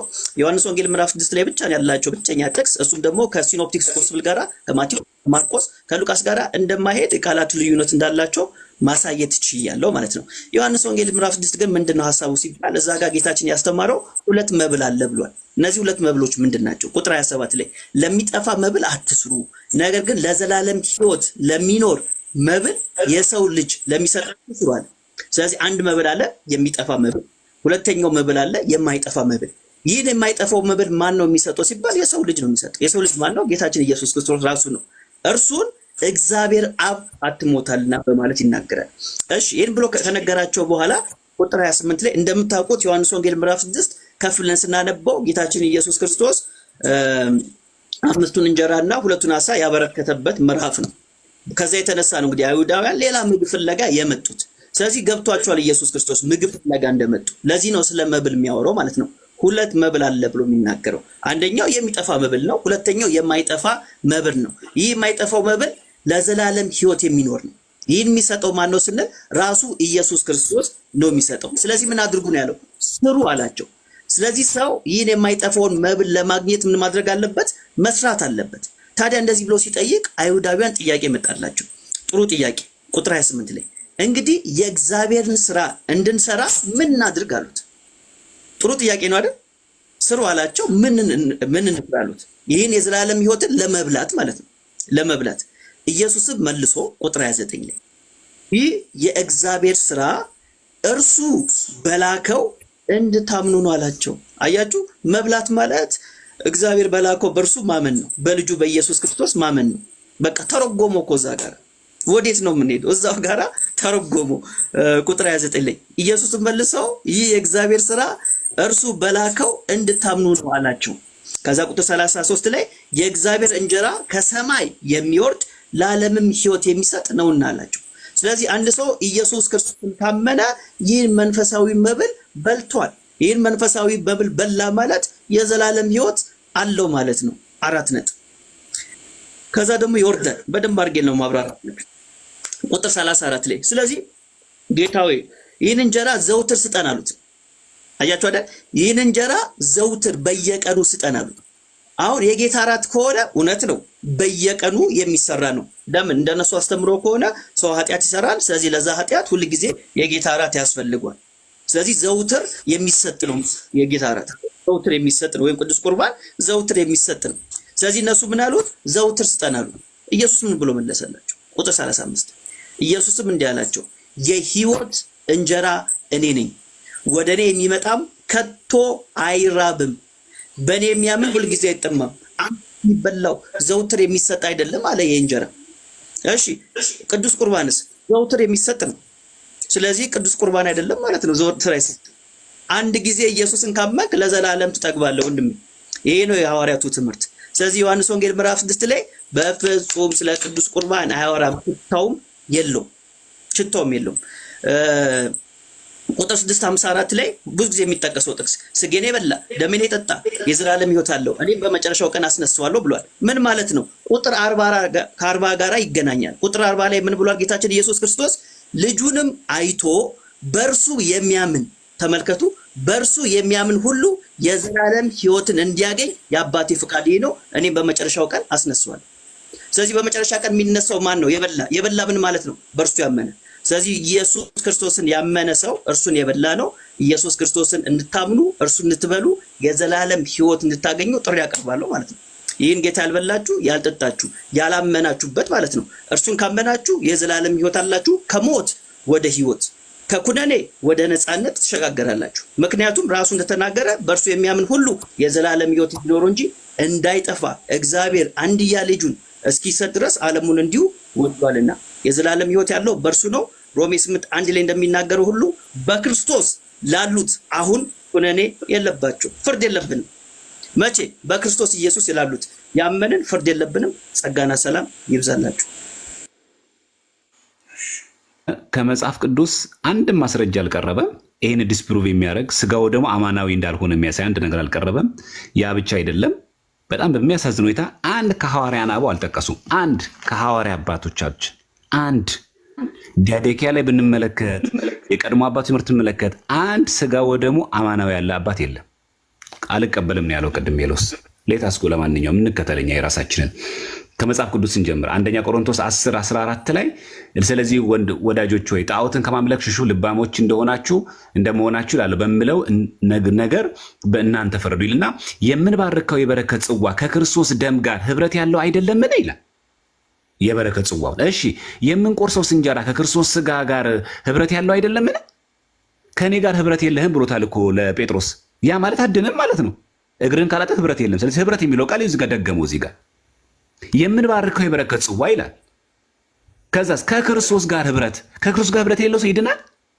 ይሄ ምሳሌ ነው። እሺ አንድ እንጀራ ስለሆን ብዙ ሰዎች ስለሆንን አንድ ስጋንን ሁላችን ያንን እንጀራ እንካፈለን ይላል። በስጋ የሆነውን ይላል። በስጋ የሆነውን እስራኤልን ተመልከቱ። ያ ማለት በመንፈስ ነው ማለት ነው። ይህን እንኳን በስጋ የነበረው እንኳን የድሮውን ተመልከቱ። የብሉይ ኪዳኑን መስዋዕቱን የሚበሉ የመሰዊያ ማህበርተኞች አይደሉም ምን ይላል? በብሉይ እንኳን የነበሩት እንኳን እስራኤላውያን ያንን መልና በልተው እንኳን ከመስዋዕቱ እንኳን ተካፍለው እነሱ ምን ሆኗል? ማህበርተኞች ነበሩ። እኛ ደግሞ መንፈሳዊ መብል በልተን ከክርስቶስ ጋር ምናል ህብረት አለን። ይሄው ህብረት አይደለም ምን ይላል? ያ ማለት ከጽዋው ካልበላን ከስጋው ከደሙ ከወይኑ ካልጠጣን ምን አንልም፣ የዘላለም ሕይወትን አናገኝም። በአጭር ቃል ተጽፏል እዚህ ጋር። ከክርስቶስ ጋር ህብረት የለውም፣ የምንካፈል ያለው በግልጽ የነገረን። የቅድም ያነሳውን ደግሞ ላንሳላችሁ። አረጋዊ መንፈሳዊ ተመልከቱ ምን እንደሚል እሱ ገድለ ክርስቶስ ሰምራ አንድ መጽሐፍ ብቻ ይዞ ስለመጣ ማለት ከዕለታት በአንድ ቀን ቀዳሽ ታጥቶ ይላሉ። አንድም እንጂ ትሕትና ይህ ነው። ሲቀድስ ይላል፣ ቀድስ ይላል። ሲቀድስ ምን ሆነ? ተመልከቱ እዚች ጋር ቀድስ ብለውት ሊቀድስ ገባ። ጽዋውን ጨርሶ ከፍሬ ቅዳሴው ሲደርስ መስዋዕቱ ተለውጦ ታየውና በምን አምሳል ቢሉ እንደ ደብረ ሲና በአምሳለ እሳት፣ እንደ ደብረ ታቦር በአምሳለ ብርሃን ግና በአምሳለ በግ በአምሳለ ሕፃን አይቶታል። አምሳለ ነው የሚለው ገድለ ክርስቶስ ሰምራ የሚወሰደው ይህንን ነው። ምንም አልተዋሸም። ይሄ አረጋዊ መንፈሳዊ የኛ መጽሐፍ አይደለም። በነገራችን ላይ ያው አረጋዊ መንፈሳዊ መጽሐፍ የኛ አይደለም። ይህ ማለት ኢትዮጵያዊ የሆነ ትራዲሽን እንዳይመስል ይኸው የት እንዳልሆነ የማያውቀው ራሱ ይነግረናል። ይህን መጽሐፈ መነኮሳት ወደ ሀገራችን የተመለሰው ምን ጊዜ ነው ቢሉ ፊልክስዩስ በአፄ ድልነአድ ጊዜ ተመልሷል ይልና እዚህ ጋር መላሾቹም ይላል። ይህን አረጋዊ መንፈሳዊ ዕንባቆም እጨጌ ዕንባቆም ሚካኤል ግብፃዊ ይባላሉ ይላል። ሲጀመር አረጋዊ መንፈሳዊ ራሱ የኢትዮጵያ ድርሰት አይደለም፣ ቢሆን ይጠላ ሆኖ አይደለም። ስለዚህ በአምሳለ በግ በአምሳለ አረጋዊ ኬት ተገኝ ታዲያ? ከመጽሐፍ ያለ አይደለም በጻሁ ላይ ይገለጽላቸዋል። ምን ክፋት አለው? ኢትስ ራይት። ምንም ክፋት ያለው ወይ ደግሞ ጸረ ወንጌል የሚያሰኘው አይደለም። በቀድሞ አባቶች ትምህርት ያለ ነው።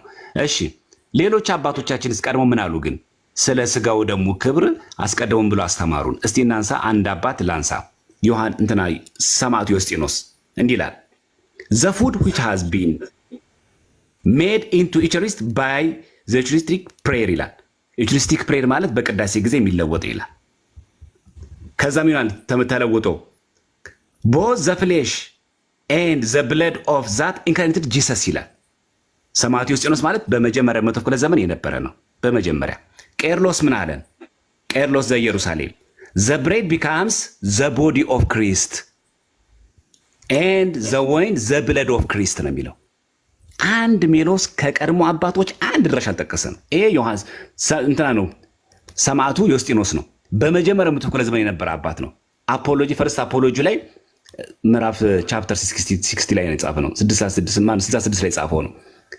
ይሄ ማለት ሰማዕቱ ዮስጢኖስ ማለት በመጀመሪያው መቶ ክፍለ ዘመን የነበረ አባት ነው። ከዛ ቄርሎስ ዘኢየሩሳሌም ምን አለ? the bread becomes the body of Christ ከዛስ ወይም ደግሞ ተለውጦ ደግሞ the blood of Christ ነው የሚለው። ስጋው ይሆናል ደሙ ይሆናል ነው ያለው። አምብሮስ ምን አለ? አምብሮስ የተባለው አባት ደግሞ on the Christian faith በተባለው መጽሐፉ ላይ holy prayer are transformed into the flesh and the blood ይላል። ወደ ስጋውና ወደ ደሙ ይለወጣል። ቅድም አሁን ፍሌሽ ያለውን ለማሳሳት የተጠቀሰው ጥቅስ ማለት ነው። አምብሮስ on the Christian faith በተባለው መጽሐፍ ጽፏል በግልጽ ማለት ነው። ይሄ ብቻ አይደለም። ከእንደገናስ ሐዋርያት ምን አሉን? ሌት ብቻ አይደለም። ከእንደገናስ ሐዋርያት ምን አሉን? ሌት ኖ ዋን ኢት ኤንድ ድሪንክ ኦፍ ዩር ዩቸሪስት ይላል። እሺ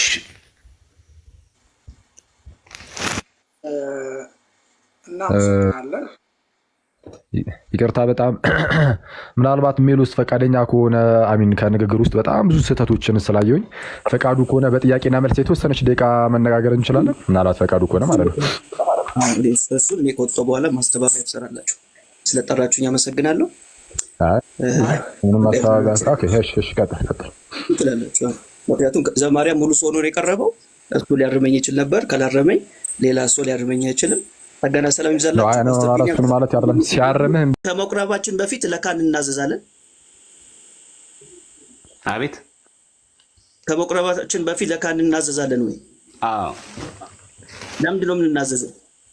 የኃጢአት ስርየት መጀመሪያ ምስጢረ ንስሐ መፈጸም ስላለበት ሳይገባው ስለሚል ሳይገባው ተቀበል ስለሚል። እሺ አንድ ሰው ለካህን ከተናዘዘ በኋላ የኃጢአት ስርየት ያገኛል ወይስ አያገኝም? ያገኛል። ስለዚህ ካገኘ ለምንድን ነው ስጋና ደሙ የሚቀበለው? በስጋው ደግሞ ከኃጢአት ስርየት ብቻ ለምናገኘው እኔ ጠየቅኩ። ለካህን ተናዘን የቀረውን ኃጢአት በስጋው ደሙ ነው የሚሰራየው።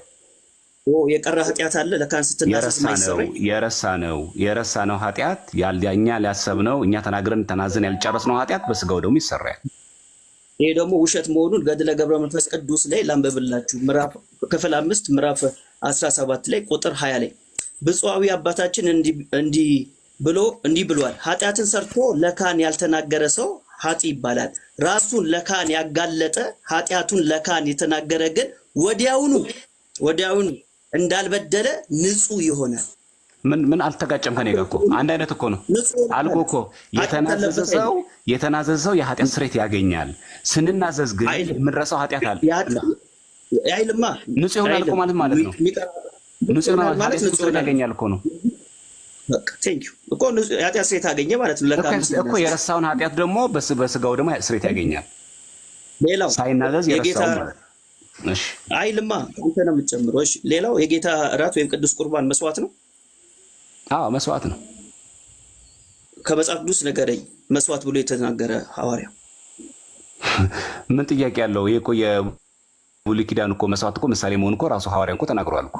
የታረደው በግ ሲል እኮ በአዲስ ኪዳን መስዋዕት ብሎ የጠራው ሐዋርያ ምሳሌው እኮ ነው። ይኸውልህ ምሳሌው ሲጀመር በዘጸአት ላይ 29 ይኸውልህ ተመልክ ራእይ 5:12 ላይ ያለው የታረደው በግ የሚለው ዘጸአት 29:26 ላይ ካለው የታረደው በግ ጋር አንድ አይነት ነው። ያ ማለት ዘጸአት 29:26 ላይ የቀረበው መስዋዕት ነው እኮ። መስዋዕት ይላል አንበብልን። መስዋዕት ይላል የታረደው በግ የሚል እንዴ? በጉ እኮ መስዋዕት ነው እኮ የቀረበው። የለም ማለት ነው። እኔ የጠየቁ ስለ ቁርባን ነው። በዛ ራዕይ ዮሐንስ ላይ በሰማይ ቁርባን አለ እያልከን ነው። ሌላ ስህተት አይደለም። የታረደው በግ ይኸውልህ መስዋዕት ማለት እኮ ስጦታ ማለት የሚሰጥ እኮ ነው። ለእግዚአብሔር የሚቀርብ መስዋዕት ነው። ኢየሱስ ቆርቧል። ኢየሱስ ቆርቧል። ምን ማለት ነው ቆርቧል ማለት? ኢየሱስ ቆርቧል። ስጋና ደሙ ሲሰጥ ተወስዷል። ስጋውን አልቆረበም። የማቴዎስ ወንጌል አንድምታ ገጽ 277 ላይ ግን እንደቆረበ ይናገራል። እስቲ አንብበው። እሺ ደቂቃ ትሰጡኛላችሁ? ባነበው ደስ ይለኛል። ካልሆነ እሺ ዘማርያም ይሰጠው ማጠቃለያው ላይ እዛው ላይ ይቀጥለዋል እንዳይበጨራረቅ። እሺ የመጀመሪያው ጥያቄ የምናደርገው እዚህ አንደኛ ቆሮንቶስ ላይ ምዕራፍ 10 ቁጥር 16 ላይ ያለውን ቃል ነው። 10:16 ላይ በግልጽ ይሄንን ጽዋውና ይሄንን እንጀራውን አንድ እንጀራ ስለሆን እኛ ብዙዎች ስንሆን አንድ ስጋ ነን፣ ሁላችን ያንን አንዱ እንጀራ እንካፈል ይልና በስጋ የሆነውን እስራኤልን ተመልከቱ፣ መስዋዕቱን የሚበሉ የመሰዊያው ማህበርተኞች አይደሉም? ምን ይላል? ስጋውና እንጀራው እንካፈል የሚል የትኛውን ነው? 17 ላይ እንጀራ የሚለው የጌታ እራት ነው። ጥሩ። ምን ብሎ ጠራው? ከስር ጋር በምን አነጻጽረው? በስጋ የሆነውን እስራኤል ተመልከቱ መስዋዕቱን የሚበሉ ብሎ የመሰዊያው ማህበርተኞች አይደሉምን ብሎ ከማን ጋር እያነጻጸረው ነው ያለው? የተናገረው ስለ እስራኤላውያን ነው እንጂ እስቲ አይደለም። ቁጥር 18 ተመልከተው። በስጋ የሆነውን እስራኤልን ተመልከቱ ካለ በኋላ መስዋዕቱን የሚበሉ የመሰዊያው ማህበርተኞች አይደሉምን ይላል። ከላይ ብሎ እየተናገረ ነው። ቁጥር 16 ላይ የምንባርከው የበረከት ጽዋ ከክርስቶስ ደም ጋር ህብረት ያለው አይደለምን አለ። የበረከት ጽዋውን እሺ፣ የምንቆርሰው እንጀራ ከክርስቶስ ስጋ ጋር ህብረት ያለው አይደለምን አለ። አንድ የምንሆንበት ነው ማለት ነው ካለ በኋላ በስጋ የሆነውን እስራኤልን ተመልከቱ እያለ መስዋዕቱን የሚበሉ የመሰዊያው ማህበርተኞች አይደሉምን እያለ ከምን ጋር አነጻጽሮት ነው? ስለ ብሉይ ኪዳን ያመጣበት ምክንያት ምንድን ነው? ከምን ጋር አነጻጽሮት? ከምን ጋር አገናኘው? ከብሉይ ኪዳን መስዋዕት ጋር ምኑን ያገናኘው? ይሄን ጌታ እራት ከብሉይ ኪዳን መስዋዕት ጋር አነጻጸረ። ጌታ ጽዋውና ብስ እንጀራውን አገጣ አለቀ። መስዋዕት ማለት ያ ነው። እሺ ሌላኛው ጥያቄ ሃይማኖተ አበው ዘቅዱስ አትናቴዎስ ላይ አማናዊ ስጋ ወደ መሆን ይለወጣል ይላል። ይሄን ታምንበታለህ? አትናቴዎስን አላምንበትም። መጽሐፍ ቅዱስ ስለማይል አልቀበልም። እኛ መጽሐፍ ቅዱስ ጋር ብቻ ነው የምንቀበለው። ካልተስማማን አልቀበልም። እሺ ዮሐንስ አፈወርቅ በድርሳኑ የጻፈውን አንድ ነገር ላንሳ። እሺ ዮሐንስ አፈወርቅ ይላል the sacrifice no matter who offers it be it Peter or Paul ይላል always the same that which Christ gave his disciples and which priest now offer ይላል። ስለዚህ ማንም ይሰዋው ማንም የጴጥሮስም ይሁን የጳውሎስ ለሐዋርያት የሰጠው ስጋው ደግሞ ያ ክርስቶስ ለሐዋርያት የሰጠው ስጋው ደግሞ ይላል። ታምንበታለህ? መጽሐፍ ቅዱስ እንደዛ አይልም። ጊዜ ነው የገጠመው። ስለዚህ ዮሐንስ አፈወርቅ መጽሐፍ የቀድሞ አባቶች ትምህርት አትቀበልም ማለት ነው። በጣም ጥሩ። እሺ ያዲያ ላይ ካልተቀበል ተው ችግር የለም። ካልተቀበል ችግር የለም። እሺ እቀበላለሁ ብል እኮ ነበር። ይሄ በርደን ፕሩፍ ላይ የሚሆነው በጣም ጥሩ። እሺ የሐዋርያት ትምህርት ትቀበላለህ? ወደ የሚቀጥለው ጠይቄ ይጃለሁ። የሐዋርያት ትምህርት ትቀበላለህ? መጽሐፍ ቅዱስ ላይ ያለው ነው አይደል? ዲያዴኪያ ላይ የጻፉትን ትቀበላለህ? ከመጽሐፍ ቅዱስ ጋር ከተስማማ እቀበላለሁ፣ ካልተስማማ እንደዛ ሳይሆን ዲያዴኪያ የሐዋርያት ትምህርት ላይ የሌለው ነው ስላልክ ዲያዴኪያ ላይ ሐዋርያት የጻፉትን ትቀበላለህ? አልገባም ማለት ነው። አሁንም የኔ ሀሳብ ከመጽሐፍ ቅዱስ ጋር ከተስማማ ብቻ ነው የምቀበለው። ግልጽ አይደለም ይሄ ንግግር። ገባኝ። ጥሩ ነው። ስለዚህ አሁን እኮ የምነግርህ የሆነ ሐዋርያን አብ ያሉትን ሳይሆን ራሱ ሐዋርያው የተናገረውን ነው። ሐዋርያት ራሳቸው ያስተማሩትን ትምህርት ትቀበላለህ? ራሱ ማስረጃ የለም ራሳቸው ሐዋርያት መሆናቸውን። እሱ ሌላ ዲቤት ነው። ሌላ ዲቤት ነው አይደል? ሌላ ዲቤት ነው። ጊዜን አትግደል ዘማርያም። ሌላ ጥያቄ መጽሐፍ ቅዱሳዊ አድርገው እስኪ። ሚውት ነህ እያወራህ ከሆነ 11 ላይ ቁጥር 27 ላይ ነው ተመልከት።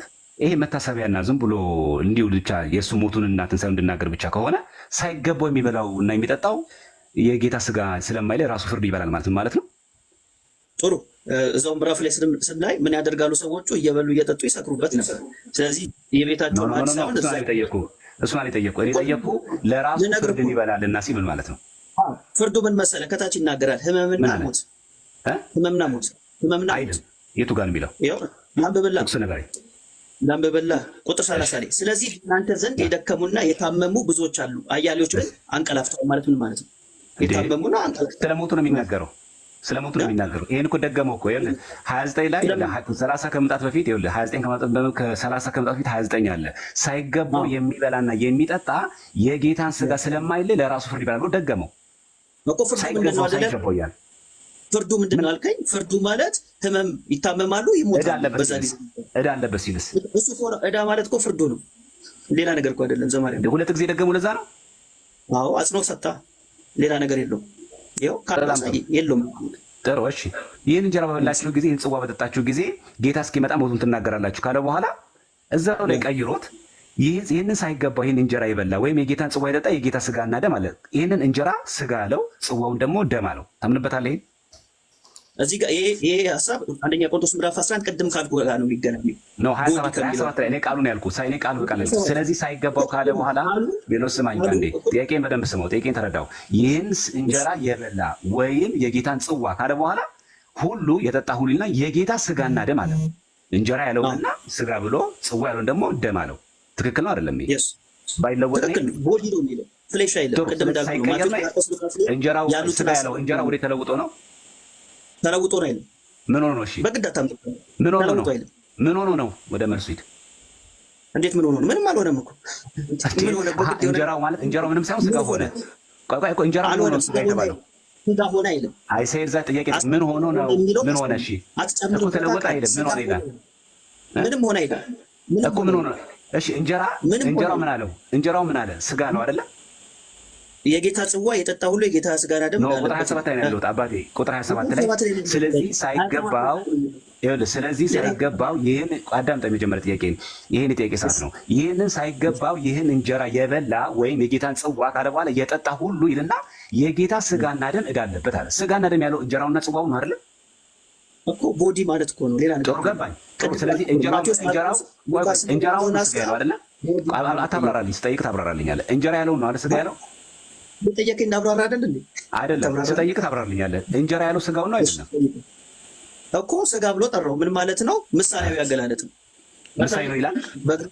ላሳይ ምሳሌ እንደሆነ እዚህ ይሄን ጥቅስ እዚህ ላይ የትም ሳይል እዚህ ነው ታሳየኝ። እዚህ እኮ ላሳይ ወይ? እሺ ይታያችኋል። ትንሽ ከፍ ወይ ማርገኝ። እሺ እኔ አነበዋለሁ። አንተ ንገረኝ ሐሳቡ። እኔ አነብላችኋለሁ። ንገረኝ። ያው ቁጥር 27 ላይ ጠይቀኝ። ያው 27 ላይ ብለድ የሚለው ሐሳብ ምንድነው ስንል ፊጉራቲቭሊ ይላል። ፊጉራቲቭሊ ምን ማለት ነው? ያንተ አሁን ከምትይቀበሳ ምሳሌያዊ ማለት ነው። ሌላ ነገር የለውም።